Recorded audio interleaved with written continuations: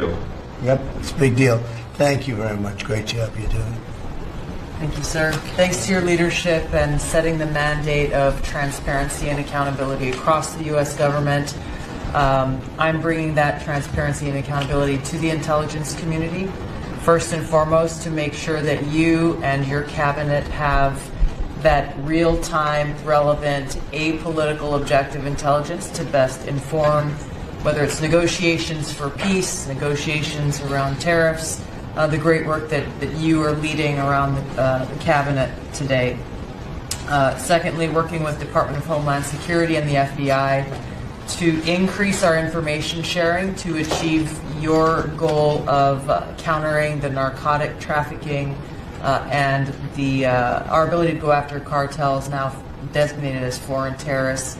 I met with the National Sheriff's Association this week, being able to work to make sure that the information that they are getting on the ground, that local law enforcement is getting on the ground, is being fed back up through to our National Counterterrorism Center, and that we have all of the federal agencies, state and local law enforcement all on the same page as we are working to make our country safe again.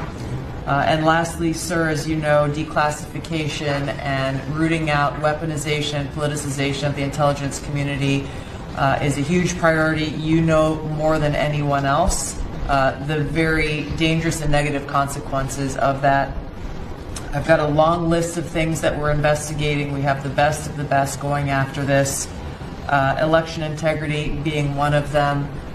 We have evidence of how these electronic voting systems have been vulnerable to hackers for a very long time and vulnerable to exploitation to manipulate the results of the votes being cast, which further drives forward your mandate to bring about paper ballots across the country so that voters can have faith in the integrity of our elections. And lastly, we've been scanning. I've had over 100 people working around the clock to scan the paper around RFK, Senator Robert F. Kennedy's assassination, as well as Martin Luther King Jr.'s assassination.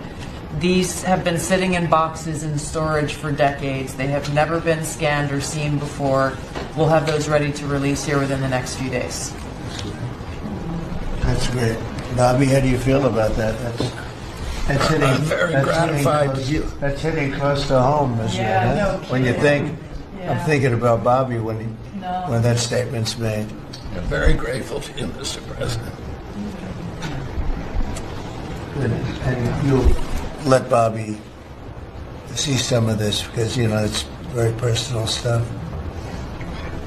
But it's time. I've asked him, and his response is, put it out. The world needs to know the truth. And his uncle that's been out, and anything that hasn't been out, they can go to your offices and see, right? Everything that we have within our possession, it's either online or it's physically at the National Archives and Records Agency. We also have hunters going out, Mr. President, and looking in the storage lockers at FBI and CIA and other agencies, specifically to find if there is anything else that has not been reported. We're actively going out and trying to search out the truth. Okay.